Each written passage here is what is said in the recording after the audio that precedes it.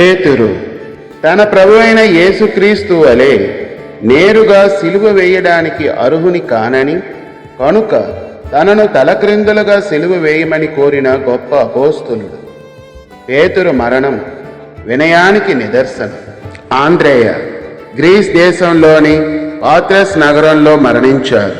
ఇతను కూడా తన ప్రభువైన యేసుక్రీస్తు పోలి మరణించేందుకు అర్హుని కాదని తనను కూడా ఎక్స్ ఆకారంలో ఉన్న సిలువపై శిక్షించమని కోరారు. అందుకనే ఇతనికి ఆండ్రూస్ క్రాస్ అని కూడా పిలుస్తారు.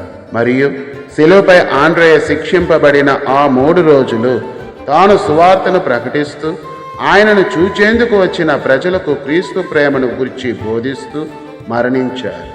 మరణపు అంచుల వరకు సువార్త ప్రకటించిన గొప్ప హతసాక్షిగా ఆంద్రేయను పిలుస్తారు. జబదేయ కుమారుడు యాకోబు. ఇతను జబదేయ కుమారుడు, అపోస్తలుడైన యోహానుకు సోదరుడు.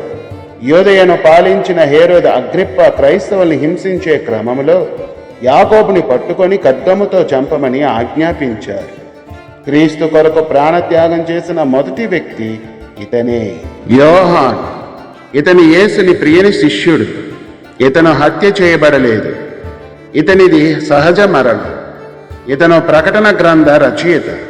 చివరి వరకు విశ్వాసంలో నిలిచి వృధాప్యంలో మరణించారు. ఫిలిప్పు హిమోరాపోలిస్ అనే నగరంలో ఫిలిప్పు సువార్తను ప్రకటిస్తుండగా అక్కడ అధికారుల చేత హింసింపబడి సిలువ వేయబడి చివరి వరకు క్రీస్తుకి సాక్షిగా నిలిచి చనిపోయారు. బర్తలోమై అరేమియాలో సువార్తను ప్రకటిస్తుండగా అక్కడ రాజు ఆగ్రహానికి గురై బ్రతికొండగానే చర్మమూలిచి ఆపై తల నరికి బర్తలోమై చంపబడ్డారు. భయంకరమైన హింసను అనుభవించిన క్రీస్తు ప్రేమని మాత్రం విడువని గొప్ప అపోస్తలుడు బర్తలోమై.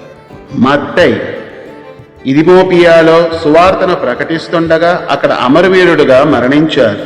ఇథియోపియా రాజు పంపిన సైనికులు మత్తయి ప్రార్థనలో ఉండగా వెనక నుండి ఖడ్గముతో లేదా బల్లెముతో పొడిచి చంపినట్లు కొన్ని ప్రాచీన గ్రంథాలు పేర్కొంటున్నాయి. ప్రార్థనాపరుడిగానే జీవించి మరణించిన అపోస్తలుడైన మత్తయి గారి మరణం నిదర్శనం. తోమా క్రీస్తు శకం 52లో తోమా భారతదేశంలోకి వచ్చినప్పుడు కేరళ తీరంలో అడుగుపెట్టి సువార్తను ప్రకటించడం ప్రారంభించారు.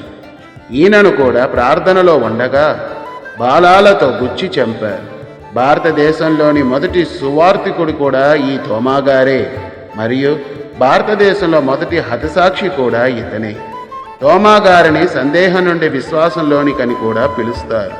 పునరుద్ధానుడైన క్రీస్తుని చూచినప్పుడు మొదటిసారిగా నా దేవా అని సంబోధించిన వ్యక్తి ఇతనే. అల్ఫయ కుమారుడు యాకోబు అచంచలమైన విశ్వాసానికి నిదర్శనం ఇతను. తన నమ్మకాన్ని కడవరి వరకు కాపాడుకున్న గొప్ప క్రీస్తు సాక్షి ఇతను. సువార్త ప్రకటిస్తుండగా రాళ్లతో కొట్టబడి చంపబడిన వారు ఇతను. ఇతని చిన్న యాకోబు అని కూడా పిలుస్తారు. అయితే ఇతని పరిచర్య దేవుని పట్ల చాలా గొప్పది. పెద్దయి ఇతను అరాము, సైరియా మరియు పర్షియా ప్రాంతంలో సువార్త ప్రకటిస్తుండగా గొడ్డలితో ఖడ్గాలతో నరికి చంపారు. ఇతనిని నిశ్శబ్ద సాక్షిగా కూడా పిలుస్తారు.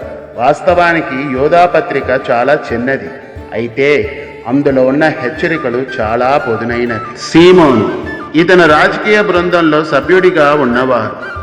అయితే రోమా సామ్రాజ్యానికి వ్యతిరేకంగా పోరాడి తీవ్రవాద దేశభక్తునిగా పేరు పొందారు. కానీ వాటన్నిటిని విడిచి క్రీస్తు ప్రేమలో సువార్తను చేపట్టి ఆయన మార్గాన్ని వెంబడించారు. పర్షియా ప్రాంతంలో సువార్త ప్రకటిస్తుండగా రంపంతో కొయ్యబడి చంపబడ్డారు. రోమా సామ్రాజ్యాన్ని కూలదోయాలని చూసిన వ్యక్తి చివరికి ఆ మహాదేవుని క్రీస్తు రాజ్యం స్థాపించుటకు హతసాక్షిగా చరిత్రలో నిలిచిన గొప్ప అపోస్తలుడు. ఇస్కారియేతు యూదా ద్రోహానికి గుర్తు ఇతను. 30 వెండి నాణ్యముల కొరకు తన గురువునే అమ్ముకున్నవారు. గెత్సెమనే తోటలో ఒక మొద్దుతో క్రీస్తును పట్టించిన ద్రోహిగా నిలిచిపోయారు. క్రీస్తుతోనే ఉంటూ ధనాశ యొక్క సాతాన్ ప్రేరణలో బలి కాబడ్డాడు. తాను నిర్దోషిని అప్పగించానని గ్రహించి వెండి నాణ్యములను దేవాలయంలో విసిరివేసి ఉరివేసుకొని చనిపోయాడు. అపోస్తుల కార్యములు 1:18 ప్రకారం తలకిందలుగా పడి నడిమి బద్దలై అతని పేగులు బయటికి వచ్చి చనిపోయాడని వివరించబడింది. దేవునితో సన్నిహిత్యంగా ఉంటే సరిపోదు, ఆయనలో మన ప్రేమ ఏకమై ఉండాలి అన్నందుకు ఇస్కారియోతు యూదా చరిత్రయే ఒక సాక్ష్యం.